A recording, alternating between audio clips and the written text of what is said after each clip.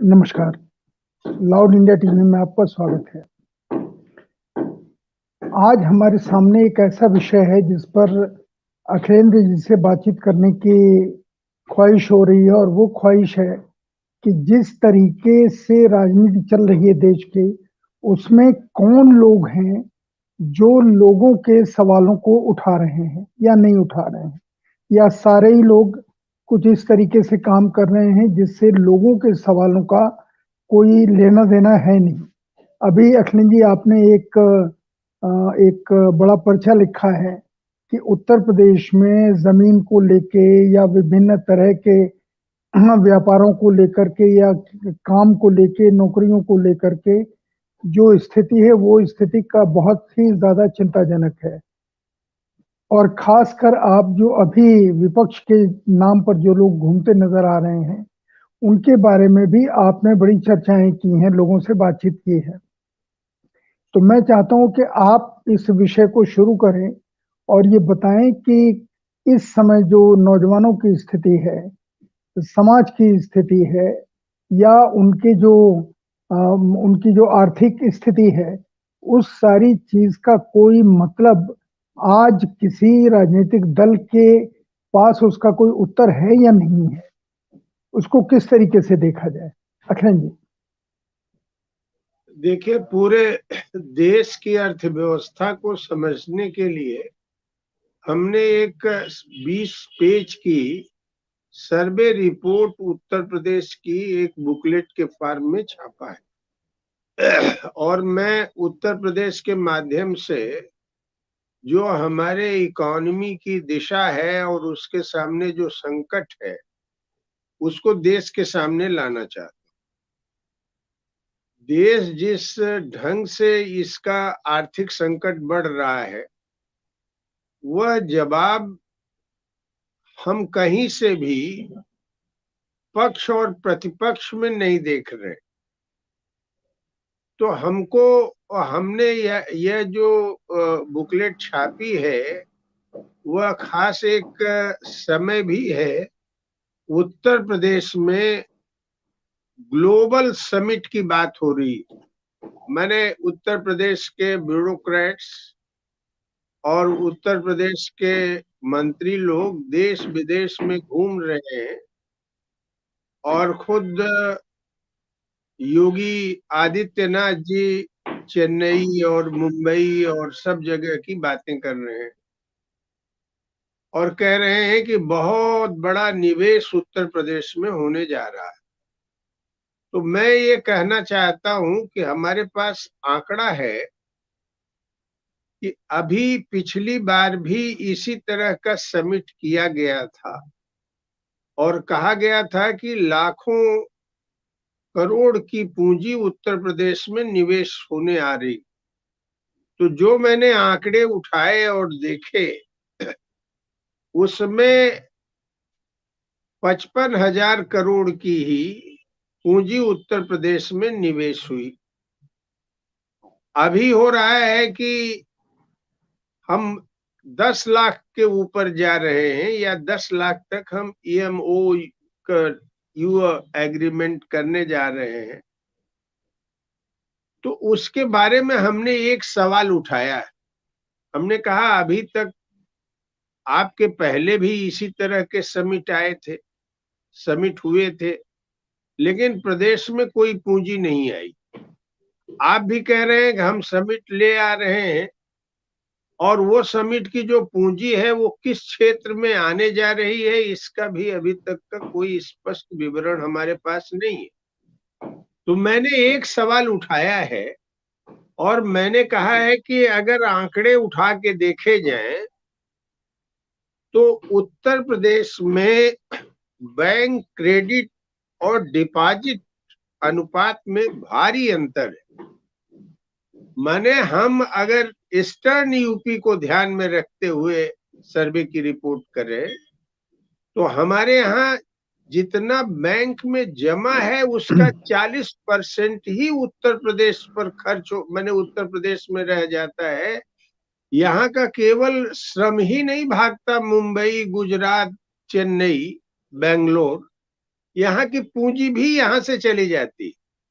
तो बराए मेहरबानी मैंने ये कहा है कि 12,871 करोड़ आपके यहाँ बैंक में जमा है यहाँ के नागरिकों का, और आप जो दिखा रहे हैं वो जो हमारे यहाँ ये पूंजी निवेश हुई वो 52,000 करोड़ की हुई है। तो अब आप बताओ 50% से भी कम आप यहाँ पर जो पूंजी लगा रहे हैं, हमारी ही पूंजी करीब 40% ही पूंजी हमारे उत्तर प्रदेश में आप उसका लगा पा रहे हैं। या मान लीजिए पश्चिमी उत्तर प्रदेश वगैरह को ले लिया जाए तो ज्यादा से ज्यादा आप 60% पूंजी ही हमारे यहाँ लगा पा रहे। तो अगर सही माने में आप निवेश पर चिंतित हैं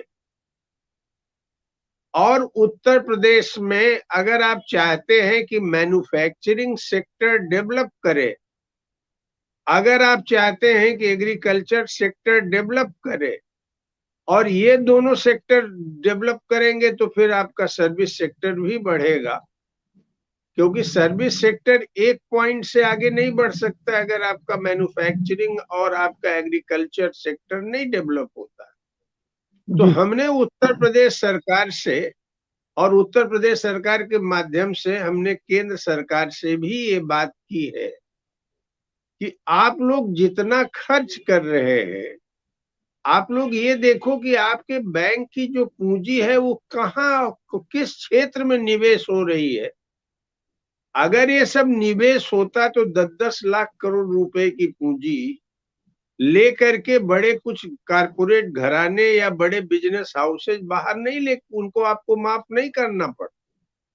इसका मतलब है कि न तो आप एग्रीकल्चर की हालत उत्तर प्रदेश में आप देख लीजिए, हमारे उत्तर प्रदेश में लगभग 6 लाख करोड़ रुपए का बजट आता है।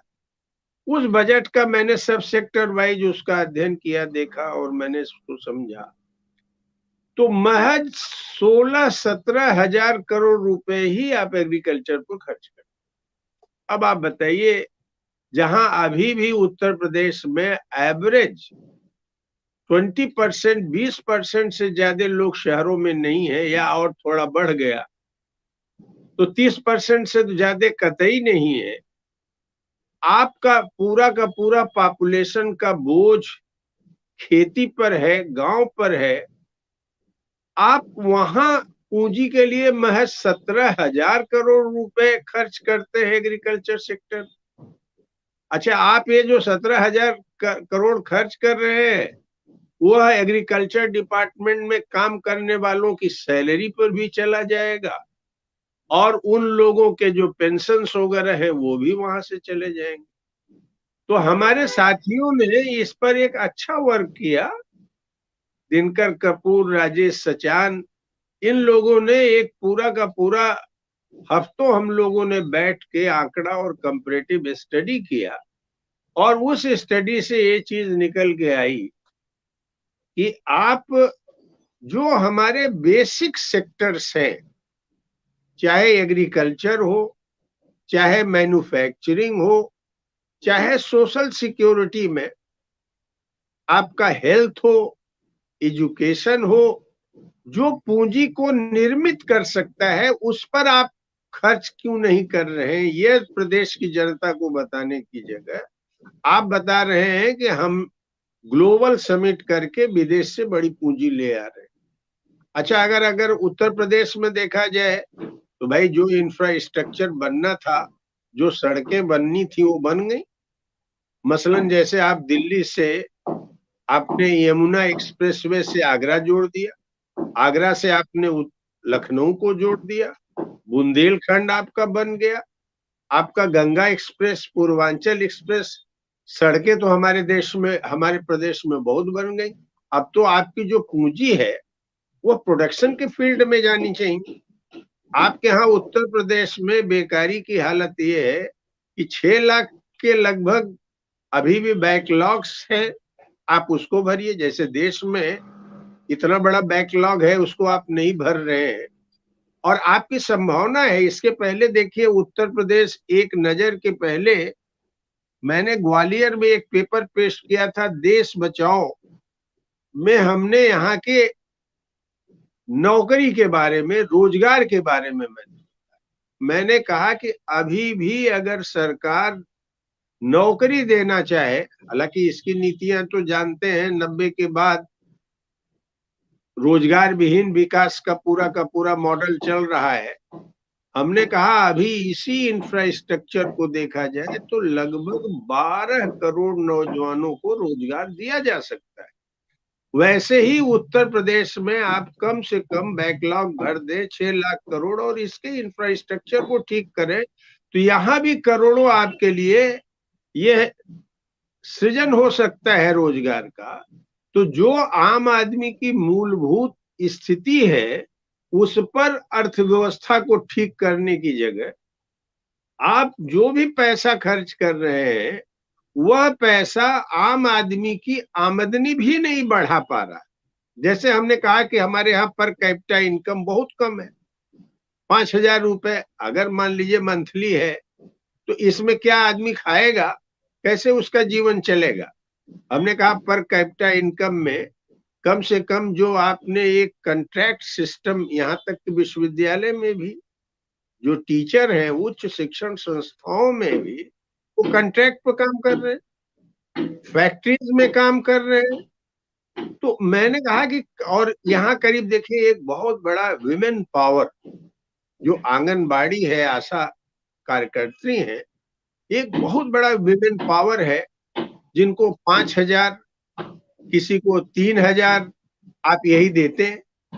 हमने कहा कि यह जो इंटरनल मार्केट आपका श्रिंक कर गया है, यह विस्तार इसका हो सकता था प्रोवाइडेड आप एग्रीकल्चर पर ध्यान देते, रोजगार सृजन पर ध्यान देते, मैन्युफैक्चरिंग को ठीक करते और यहाँ पर जो काम करने वाले महिलाओं समेत जो भी लोग हैं उनका कम से कम आप एक नियमन करते, इतना मिनिमम हम इनको वेज देंगे, कम से कम एक नियमित उनका भुगतान होता जिससे सरप्लस जनरेट होता और उस सरप्लस से हमारे देश की अर्थव्यवस्था बनती।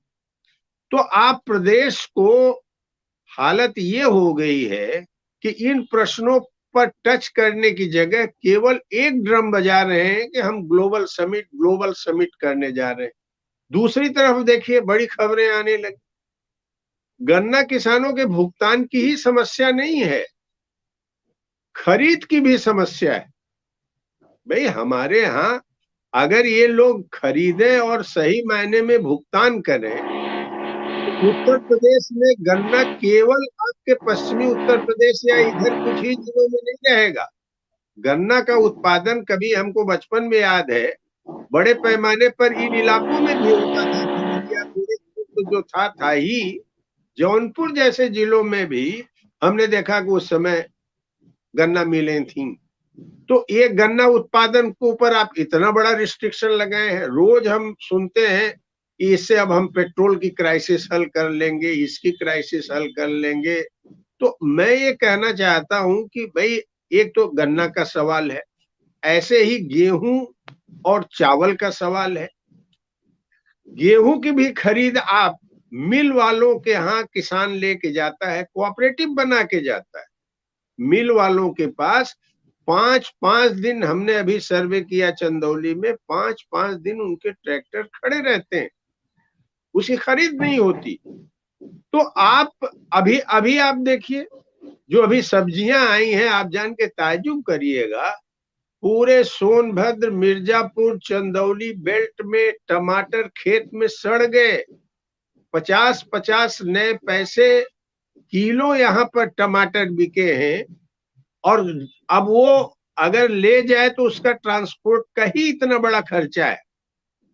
तो एक तरफ माने यह एक क्रिमिनल नेग्लिजेंस अगर हम इसको न कहें तो मैं यह तो जरूर कहूंगा कि हमारे देश की पूरी अर्थव्यवस्था की जो प्रायोरिटीज है, यह प्रायोरिटीज अपनी इंडिजिनस इकोनॉमी डेवलप करने की नहीं है, नेशनली भी और हमारे उत्तर प्रदेश में। हालत यह है कि हमने अभी जैसे ये सर्विस सर्वे निकाला, उस सर्वे में हमने ये देखा कि अभी भी मानसून पर निर्भरता है। नहरों की हालत ये है कि टेल तक पानी नहीं पहुंचता, साफ सफाई पर आप खर्च नहीं करते हो। अच्छा, बरसात में जो पानी बढ़ता है वह पानी पूरा का पूरा बह करके नालों से नदी में चला जाता है। आपने कोई वाटर शेड ही ये नहीं बनाया है, जबकि आपका कुछ ऐसा इलाका है जहां आप देखेंगे मार्च के बाद ही पानी का संकट खड़ा हो जाता है। सोनभद्र से लेके बुंदेलखंड तक का ये बहुत सारे पहाड़ी इलाके हैं, यहाँ हो जाते हैं। तो पूरे उत्तर प्रदेश की जो आर्थिक दिशा है, साथ ही देश की जो आर्थिक दिशा है, हमारे यहाँ जितना बजट है 6 लाख करोड़ के लगभग, उतना ही हमारे देश में हमारे प्रदेश पर कर्जा। तो आप क्या, कर्जा का ही भुगतान में कितना सूद आपको देना पड़ता है। जिन देशों ने कर्जा लिया था, जैसे जापान को हम देखते हैं, उन्होंने कर्जा एक समय में लिया था, बड़े पैमाने पर कर्जे का भुगतान करके और फिर से वर्ल्ड मार्केट में जापान के आ रहा है। हमारे यहाँ 155 लाख करोड़ की बात लोग कर रहे हैं कि कर्जे हो गए, और मोदी जी के ही जमाने में उठा के देखा जाए तो ये कर्जे 2 गुना हुए हैं। तो मैं ये कह रहा हूं कि बेसिकली आप जिस अर्थव्यवस्था को चला रहे हैं, यह अर्थव्यवस्था कहीं से भी भारत को आत्मनिर्भर नहीं बनाएगा, उत्तर प्रदेश को आत्मनिर्भर नहीं बनाएगा। तो एक तो मैं अपनी बुकलेट में इस प्रश्न को ले आ रहा हूं कि आर्थिक दशा अगर बदलनी है तो प्रोडक्शन के क्षेत्र में जाना पड़ेगा, और कम से कम फिर से हमने बार बार कहा कि हमारी जो फसलें हैं इनको आप खरीद लीजिए, जो भी एमएसपी आप तय करते हैं उस एमएसपी से संवैधानिक एक व्यवस्था करके आप उसको खरीद लीजिए। 3-4 गांव में क्लस्टर्स बना दीजिए और जो सहकारी समितियां हैं उनसे खरीद लीजिए। तो सब्जी भी आपकी जो परेशानी हो रही है उसके लिए स्टोरेज बना दीजिए। मैं ये कह रहा हूं कि मैं तो दंग हूं इन सब प्रश्नों पर, कई वर्षों से मैं इस बात को कह रहा हूं। उत्तर प्रदेश में योगी महाराज की सरकार तो अर्थव्यवस्था के क्षेत्र में और सामाजिक विकास के क्षेत्र में तो पूरी तौर पर विफल हुई ही है। इसके पहले मैं ये कहूं कि अगर 90 के बाद का अगर देखा जाए तो चाहे वो सपा की सरकार रही हो, चाहे बसपा की सरकार रही हो, और चाहे आज योगी की सरकार हो, ये फेल्ड गवर्नमेंट्स हैं। उत्तर प्रदेश के सवालों का जवाब इनके पास नहीं।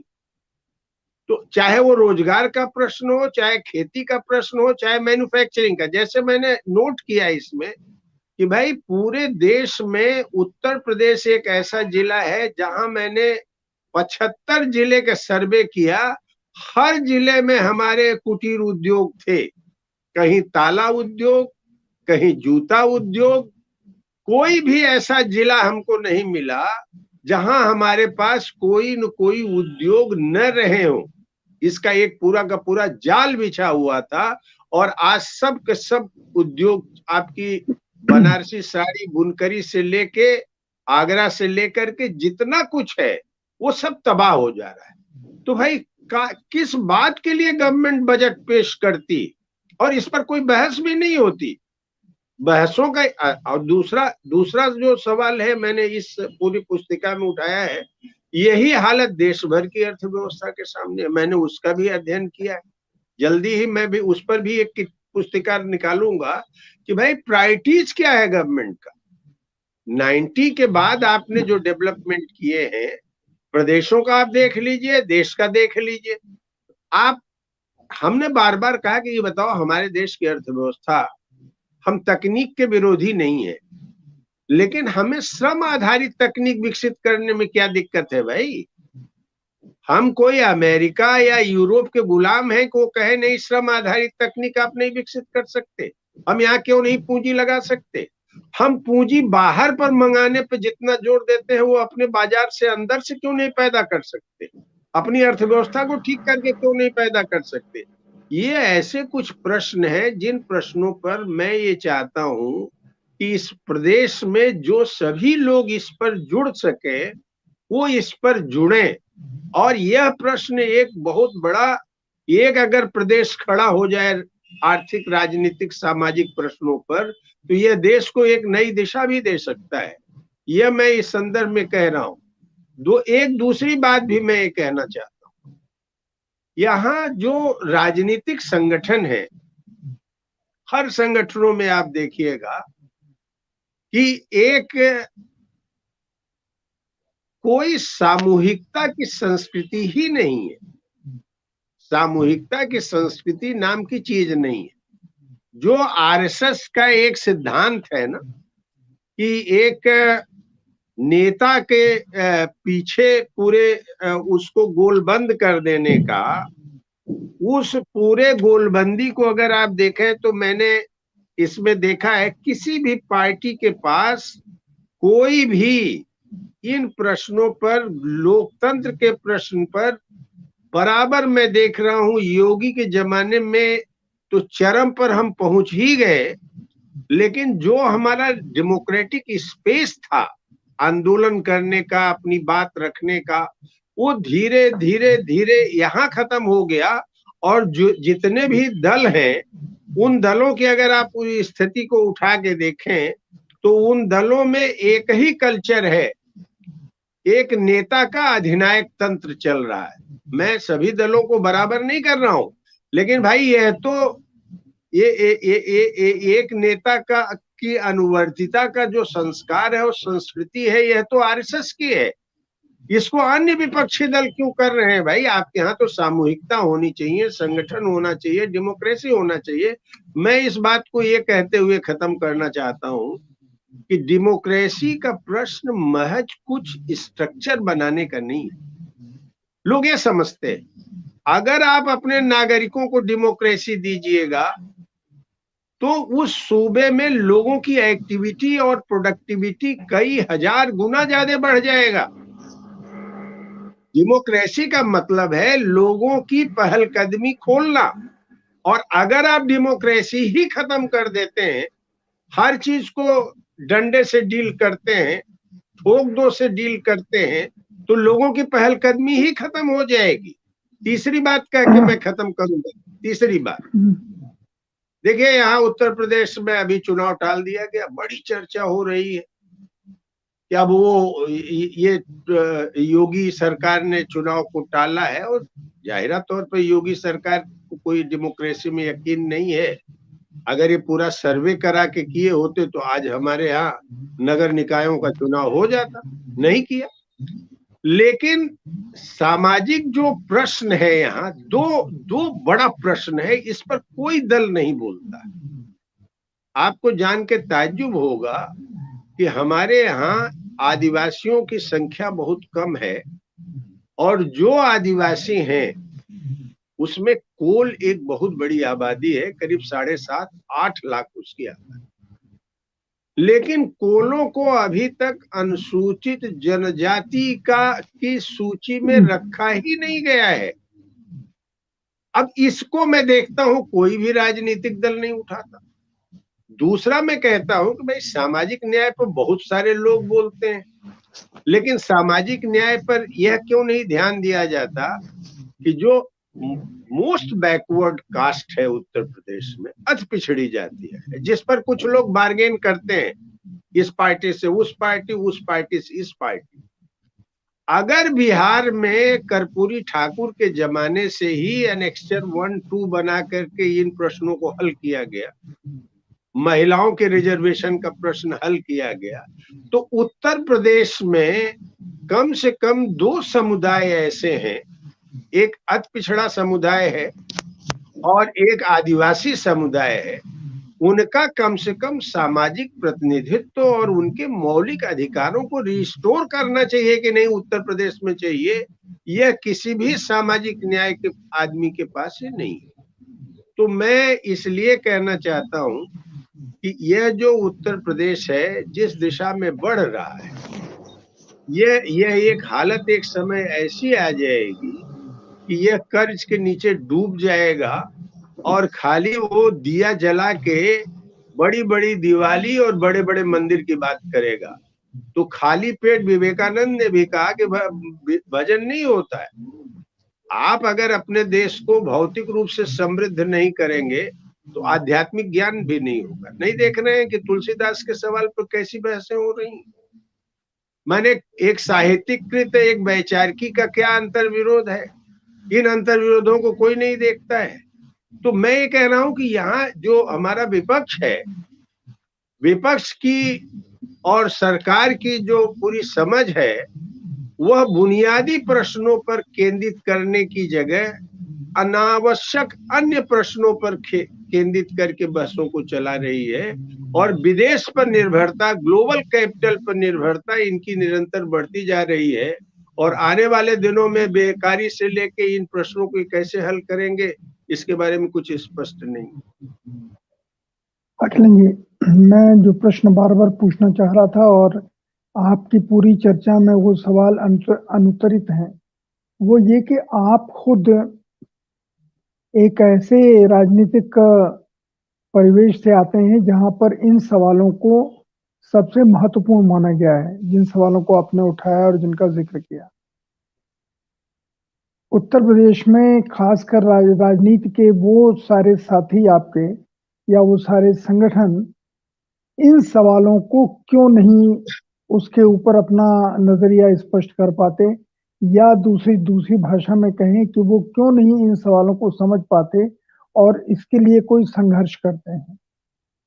कहीं पर भी, मैं दूसरे प्रदेशों की बात नहीं करता, मैं अभी का क्योंकि आपने बहुत सारी चीजें उत्तर प्रदेश को सामने रख करके कही हैं, तो मैं आपसे ये कारण भी जानना चाह रहा हूं कि आपके वो सारे मित्र जो राजनीति में कभी समाज को बदलने के लिए अपनी जान न्यौछावर करने की बात करते थे, आज वो सारे लोग खामोश क्यों हैं? और जो अभी आपने एक चर्चा में बहुत महत्वपूर्ण बात कही कि हिंदुस्तान के गांव में या उत्तर प्रदेश के गांव को लेकर के और गांव का जो विकास होना चाहिए कृषि आधारित, कृषि एग्रीकल्चर सेक्टर को लेकर के, वो कहीं चर्चा में राजनीतिक दलों के आता ही नहीं है। समझ में आता है कि सरकार नहीं उसको समझ रही है, समझ में आता है योगी जी नहीं समझ रहे हैं। हमें मान लेना चाहिए कि बाकी जो दल हैं वो भी इन सवालों को नहीं समझ रहे हैं, पर वो सारे दल जिनका अस्तित्व ही इन सवालों के ऊपर है, वो क्यों नहीं समझ पा रहे हैं? क्या वो सब भी कुल मिलाकर के सत्ता पक्ष के साथ मिल चुके हैं और संघर्ष से अपने को दूर ले जा रहे हैं? छात्रों नौजवानों से उनका संवाद खत्म हो गया है, किसानों से संवाद खत्म हो गया, आखिर हुआ क्या है? देखिए, ये तो मैं चूंकि पिछले दशकों से इसमें काम कर रहा हूँ, राजनीतिक दलों से भी, इसमें दरअसल एक पहल की जो बात थी है, अगर ये है पहल का अगर स्तर, अब जैसे हमने उत्तर प्रदेश एक नजर विकेट देखी, तो हमारे मित्र संगठनों में सब लोग कह रहे हैं, जैसे सुभाषिनी अली ने दिनकर को फोन किया, पहले उन्होंने कहा कि 100 कॉपी हमको चाहिए।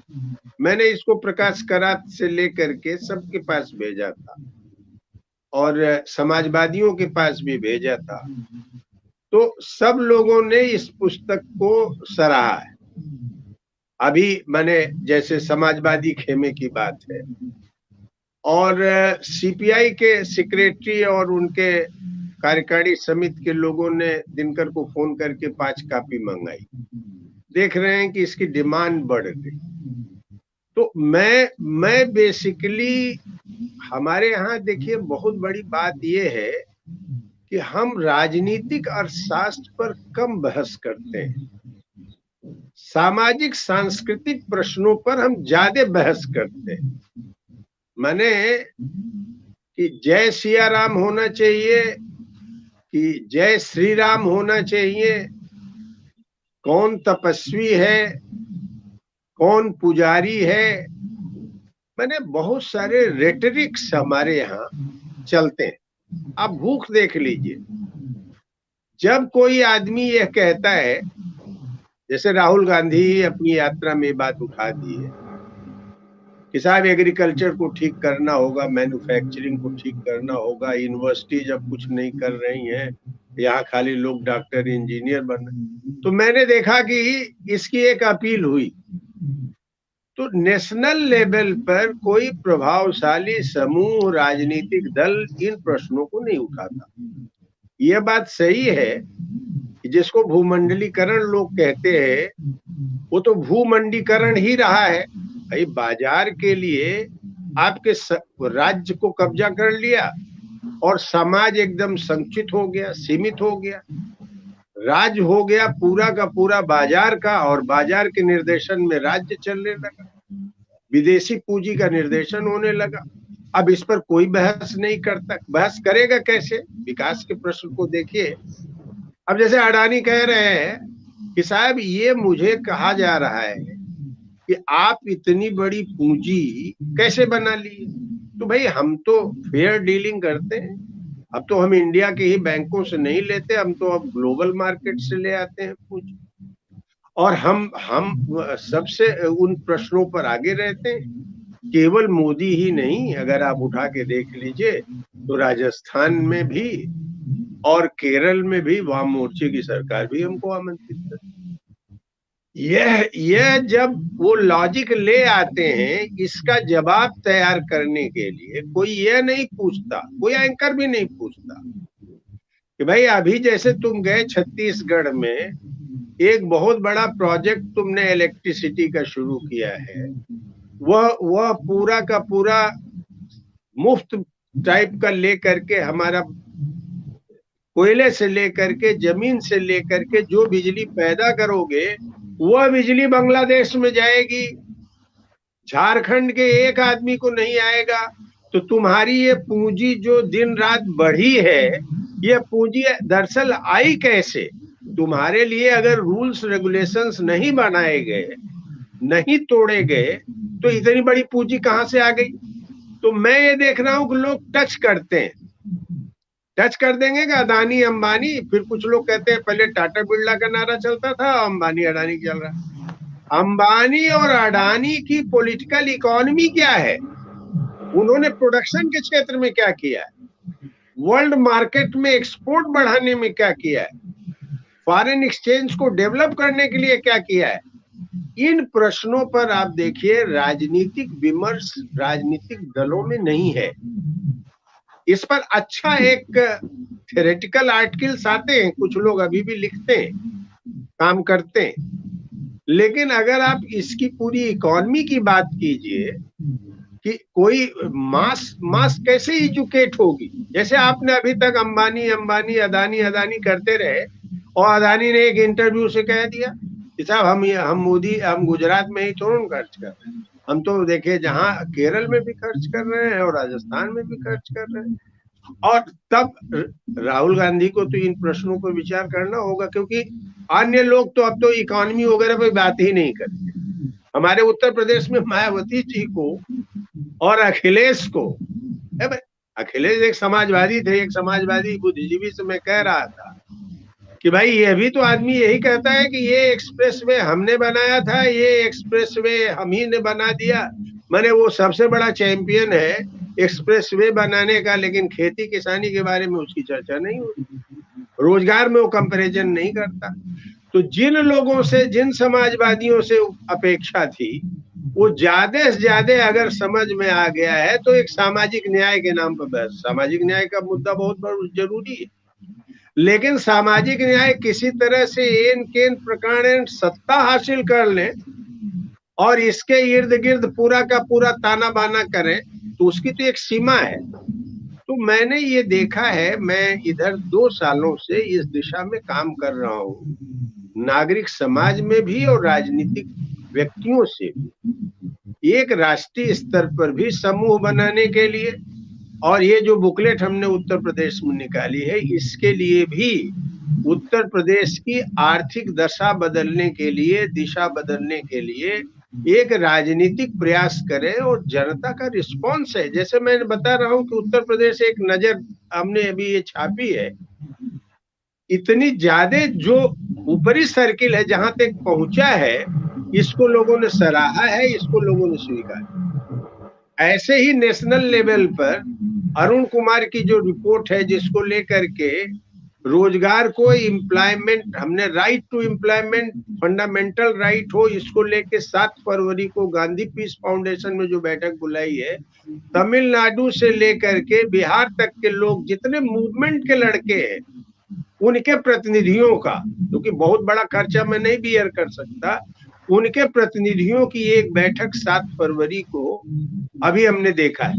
तो जो क्रूशियल इश्यूज है, एग्रीकल्चर है, एम्प्लॉयमेंट है, और एग्रीकल्चर और एम्प्लॉयमेंट को अल्टरनेटिव पॉलिसी ले आने के लिए डेमोक्रेसी है, जो कि ये ब्लैक लॉज हटा दिए जाने चाहिए। जैसे उत्तर प्रदेश में आप देखिए, एक संपत्ति, अगर आप आंदोलन में गए हैं नहीं गए हैं महत्वपूर्ण नहीं है, सरकार की नजर आपके ऊपर है कि अखिलेश से हमें खतरा है, तो पहला काम वो करेंगे कि 120 बी के तहत हमें गिरफ्तार करें। ये कि हम दिल्ली में बैठ के षड्यंत्र करके लखनऊ में एक बड़ा आंदोलन कर रहे हैं। अब हम जब गिरफ्तार हो जाएंगे, हम तो जेल जाएंगे ही जाएंगे, वो कहेंगे कि तुम्हारी वजह से, तुम्हारे मूवमेंट की वजह से सरकार का 5 लाख करोड़ रुपया का नुकसान हो गया है, तो 5 लाख करोड़ रुपया तुमसे वसूला जाएगा। तो मेरे पास संपत्ति हो या न हो, लेकिन हमारी पत्नी और बच्चे के नाम पर जो है वो सब कुर्क करेंगे। ये देखिए, मैं एग्जाम्पल की बात, मैंने कोई अपवाद में उदाहरण नहीं दे रहा हूँ। केसार दानापुरी आईपीएस थे, बेचारे को कोई दोष नहीं था, उन्होंने कहा कि नागरिकता सबको मिलनी चाहिए, ये हमारे संविधान का अनुरूप है। किसी आंदोलन में शरीक नहीं थे, उनको घर से गिरफ्तार कर लाया, रात भर बैठाया रहा, खाना तक नहीं दिया आईपीएस अधिकारी को, जेल में किसी तरह से गए और 1 महीने के बाद छूटे। तो मैं ये कह रहा हूं कि जैसे देखिए, अब केंद्रित कर जाना होगा हमको कुछ प्रश्नों पर। वह प्रश्न है नौकरी का, रोजगार का प्रश्न, वह प्रश्न है एग्रीकल्चर का प्रश्न, वह प्रश्न है मैन्युफैक्चरिंग का। इसके लिए एक अल्टरनेटिव वाद संवाद देश में हो, उसके लिए एक लोकतांत्रिक माहौल बने देश में। और लोकतांत्रिक माहौल बनाने के लिए जरूरी है कि ये जो संपत्ति ग्रहण कर लेने का कानून बना है, उत्तर प्रदेश में 2020 में ये कानून पास हुआ है, शायद 2020 या 2018 का है कानून। इसके तहत आपकी संपत्ति कुर्क हो जाएगी, बुलडोजर आपके घर पर चला जाएगा। ऐसे काले कानूनों को 4-5 बिंदुओं पर, ऐसे काले कानूनों को हटाने के लिए आप एक नेशनल लेवल पर शुरू करते हुए कुछ एरियाज आपको स्ट्रगल के चुनने होंगे। जैसे हमने कहा, हम उत्तर प्रदेश में इस प्रयोग को करेंगे, कुछ साथी हैं कर्नाटक में कह रहे हैं, हम कह रहे हैं आप वहां करो, कुछ बिहार में अगर कर सकते हैं करें। इन्हीं प्रश्नों पर हमको केंद्रित करना है। बराए मेहरबानी इनके जाल में नहीं फंसना है कि वो जय श्री राम कहना है कि राम कहना है। हमें हम अगर एक राष्ट्रीय भाव पैदा कर दें ग्लोबल कैपिटल के खिलाफ, लाख कोशिश ये करेंगे देशभक्ति के नाम पर, हिंदू मुसलमानों को लड़ाने के नाम पर, ये सफल नहीं हो सकती। सबसे बड़ी बात यह है कि कोई भी main stream political party global capital के खिलाफ लड़ने के लिए फिर से वही राष्ट्रीय भाव नहीं पैदा कर रही है जो हमारे राष्ट्रीय आंदोलन के दौर में था। मैं बहुत स्पष्ट हूं इन प्रश्नों।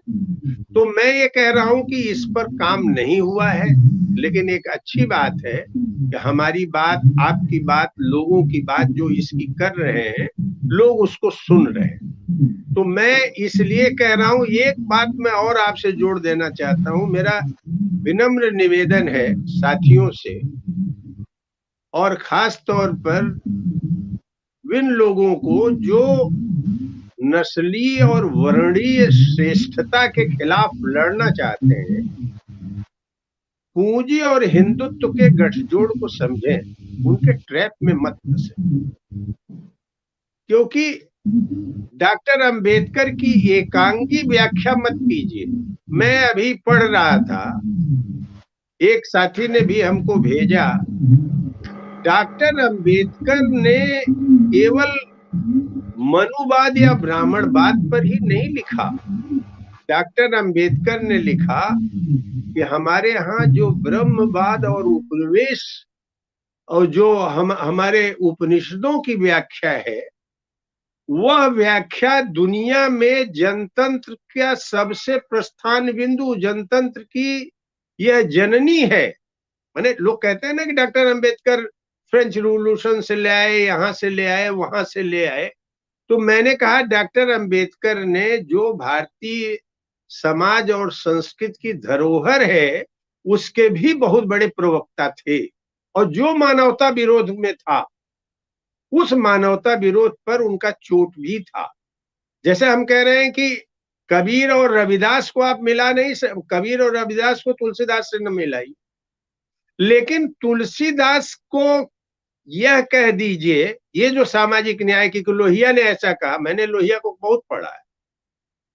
तुलसीदास की किताब नफरती की किताब है, इसको उसी तरह से ट्रीट किया जाए जैसे मनुस्मृति को किया जाए, तो एक सांस्कृतिक प्रश्नों पर, सामाजिक प्रश्नों पर बगैर जानकारी के, रचना और विचारधारा के अंतर विरोध को बगैर समझे हुए, जो तुलसीदास में मानवता विरोधी अगर कुछ है, उसको आप खारिज भी नहीं कर सकते। तो डॉक्टर अंबेडकर का जो रुख था, ये जो सामाजिक न्याय की एक धारा है, और कुछ तो मैं चैनल्स ऐसे कभी कभी सुन लेता हूं जो अनावश्यक रूप से इतना इसी पर केंद्रित करते हैं, अन्य कोई विषय भी नहीं है, और वो बड़े बड़े प्रवक्ता भी बन जाते हैं। तो हमारा ये इतना कहने का मतलब यह था कि हमारा विमर्श इस समय नेशनल जो एजेंडा है पॉलिटिकल इकोनॉमी का और सांस्कृतिक पुनर्जागरण का, जैसे जब हम हमारे जैसे लोगों को, सांस्कृतिक जगत के लोग शिक्षित भी करें, जैसे हम रविदास को मानते हैं कि वो राजनीतिक तौर पर वह बात कहते हैं जो दुनिया में कहीं नहीं था, चाहूं मैं राज ऐसा जहां मिले सबन को अन्न। कबीर जैसा बुद्धिवादी आदमी, और जो समन्वय अगर आप इसी तरह से देखना चाहते हैं, भावुकता और बुद्धिवाद के खिलाफ, हिंदी प्रदेश के कवियों में भी, ब्रज और अवधी कवियों में भी देखा है, ये सब कुछ अगर निकाल के लोग ले आए, तो मैं समझता हूं उससे हमारे इस राष्ट्रीय आंदोलन को मदद होगी। नकारात्मक प्रश्नों पर हिंदुत्व और बीजेपी के ट्रैप में लोग न फंसे। ये नस्ली प्रवृत्ति है जो अभी देखिए खुल के मन भागवत ने बोला है, वो लोग चाहते ही हैं, कभी भी वो नहीं कहेंगे कि पुराणों में भारत की संकल्पना की बात की गई है, पुराणों में कोई हिंदू राष्ट्र की बात नहीं की गई। तो मैं ये कह रहा हूं कि उनके ट्रैप में फंसने के लिए न फंसे लोग, अपने प्रश्नों पर उत्तर प्रदेश में इसमें सब काम करने की जरूरत है। और अंतिम बात जो मैं इस सिलसिले में कहना चाहता हूं, बहुत सारी हमारी समस्याएं उत्तर प्रदेश में राष्ट्रीय आजादी के आंदोलन के दौर में भी रही। जैसे मैं बहुत दुखी होता हूं कभी कभी, जैसे ब्रज भाषा हो और अवधी हो, कभी इसको हम देखते हैं कि ये भाषाएं थी, आज लोग कहते हैं कि बोलियां हो। अब उसी में जब हम पढ़ते हैं तो ये लिखा जाता है कि भाई ये जो आग्रह है हिंदी बढ़ाने का, हिंदी गृहबधू पतुरिया उर्दू, ये जो एक पूरा का पूरा ज्ञान भंडार इन लोगों ने खोला है, यह हमारी कैसे एक सामूहिक और हमारी संस्कृति बनी, जिसमें फारसी से लेके, तुर्की से लेके, जिसमें अरबी से लेकर के सबका बहुत बड़ा योगदान है। अगर हमारे सामाजिक सांस्कृतिक क्षेत्र वाले साथी काम करें तो हमारे जैसे राजनीतिक कार्यकर्ताओं को इसमें मदद मिलेगी, क्योंकि हमारे पास उतना समय नहीं है कि हम संस्कृति और समाज के इन प्रश्नों पर हम कोई बहुत ज्ञान करें। लेकिन कृपया सामाजिक न्याय के नाम पर ऐसे बकवास को हटाएं जो अनावश्यक रूप से आरएसएस को एजेंडा बढ़ाता है, कि रामचरितमानस को उसी श्रेणी में ला दें जिस श्रेणी में आप बंच ऑफ थॉट्स गोलवल कर ले आते हैं। इस तरह का अनावश्यक रूप से विवाद करने वाले जो लोग हैं, ये समझ लें कि यह अब चलने वाला नहीं है। देश अब अपने प्रश्नों पर एक राष्ट्रीय सांस्कृतिक भाव विकसित करेगा, तभी उसकी भलाई है, और उपनिवेशवाद के विरुद्ध वो लड़ेगा। इसी तरह की छोटी-छोटी पुस्तकें लोग निकालें, सरकार के पूरे अंतर्विरोधों को स्पष्ट करें और बताएं कि क्या प्रायोरिटी है और कैसे इस देश को आगे बढ़ाया जा सकता है। तो धन्यवाद अखिलेश जी, आपने काफी विस्तार से एक विषय रखा लोगों के सामने, ताकि लोग उसको समझें और उसको समझ करके अपना एक वैचारिक पहलू भी स्पष्ट करें। तो मैं आपको बहुत धन्यवाद देता हूं, और उन सारे लोगों से जिन्होंने आज आपका कार्यक्रम देखा है और काफी उत्साह के साथ सुना है, उन सबको मैं ये कहता हूं कि वो अपना सोच इसके ऊपर, चाहे हमारे चैनल के ऊपर व्यक्त करें या अपने किसी और चीज में, कम से कम अपनी एक राय बना करके, और जिस चीज को अखिलेश जी ने एक साफ बात कही कि आपका राजनीतिक अर्थशास्त्र का ज्ञान है नहीं, और आप आसानी के लिए आप सांस्कृतिक विषयों की तरफ मुड़ जाते हैं, और मुड़ करके उसको बिल्कुल एक जिसको कहते हैं ना कि गणेश जी का बंदर बना देना। गणेश बनाते बनाते आपने बंदर का स्वरूप उसको चेहरा दे दिया। वही आप इस देश में कर रहे हैं, क्योंकि मत कीजिए, क्योंकि आज जो आप करेंगे वो आपकी आने वाली पीढ़ियों के पास जिस धरोहर के साथ जाएगा, जिस विचार के साथ जाएगा, वो इस देश को खोखला करेगा आगे चल के, ऐसा लगता है। तो अखिलेश जी ने जो बात कही मैं उसको केवल मैं एक जो शब्द, एक वाक्य कहना चाहता हूँ आपकी अपील के साथ। जो जी साथी हमको सुन रहे हैं, मैं उनसे केवल इतना ही निवेदन, जो हमको जानते हैं वो तो जानते हैं, नहीं जानते हैं उनसे मेरा ये निवेदन है कि एक ग्लोबल कैपिटल के खिलाफ अपनी अर्थव्यवस्था के लिए जो एक नौजवान और किसान आंदोलन खड़ा करे, कम से कम उसको नैतिक समर्थन दें, कम से कम, क्योंकि वही इस देश का भविष्य है। केवल कुछ सरकार बदल देने से इस देश का भविष्य नहीं है। हालांकि मैं बहुत महत्वपूर्ण मानता हूं कि केंद्र की सरकार बदली जानी चाहिए। Thank you. तो अखिलेश जी, मान के मैं चलता हूँ कि आपकी इस बात का, आपकी इस अपील का लोग ध्यान रखेंगे, और इसके बारे में आपस में बातचीत भी करेंगे और अपना कोई वैचारिक पक्ष विकसित करेंगे। तो मैं आज आपको धन्यवाद देता हूं, और दोस्तों, आपने जो अखिलेश जी की बात सुनी, इसको लेकर के जो आपको लगता हो वो आप हमारे साथ शेयर कीजिए। कम से कम 85,000 से ज्यादा लोग हैं जो इस प्रकार के प्रोग्राम देखने में जिनकी रुचि है, तो 85,000 एक छोटी संख्या नहीं होती है। इसलिए मुझे लगता है कि समझदार लोग अभी इस समाज में हैं, सोचने वाले लोग हैं, सभी जिसको कहते हैं कि बुद्धि विरोधी लोग नहीं है, समझदार लोग भी हैं। तो मैं अपेक्षा करता हूं कि आप अपना कमेंट अखिलेश जी ने जो बातचीत आपके सामने रखी उसके ऊपर जरूर देंगे, और उससे लोगों को ये समझ में आएगा कि हमें सोचना समझना किस दिशा में चाहिए, और उसके ऊपर किस तरह की प्रतिक्रिया व्यक्त करनी चाहिए। और जैसे जैसे इन्होंने कहा कि ऐसे लोग जो समाज के सामने आदर्श प्रस्तुत करने की कोशिश करते हैं, या आर्थिक सवालों के ऊपर लोगों को जागरूक करते हैं, उन्हें कम से कम नैतिक समर्थन में उनको निरुत्साहित न करें। ये जो अखिलेश जी ने भी कहा है, मैं समझता हूँ कि हमें समझ में आएगा, और हम इस अपेक्षा पर अपने को अ, सही साबित करने की कोशिश करेंगे। अखिलेश जी, बहुत बहुत धन्यवाद आपको, और जो आपने कहा है मेरा ख्याल है कि लोगों की समझ में आया होगा। नमस्कार। धन्यवाद।